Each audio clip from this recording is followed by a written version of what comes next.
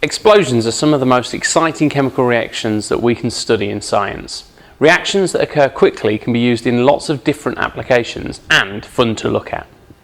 Our first example of a fast reaction is the coffee whitener explosion. Coffee whitener is a sugary powder used in making coffee, and when it's clumped together in a pile, it's really quite boring to look at.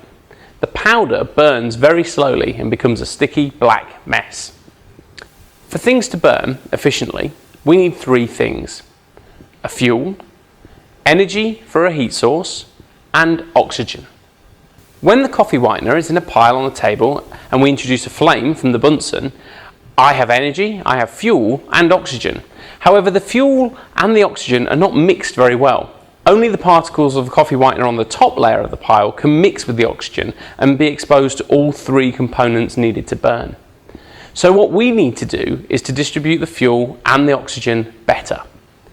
By dropping the coffee whitener from a height through a sieve, we can spread the particles in the air so that there is a good mix of oxygen and fuel.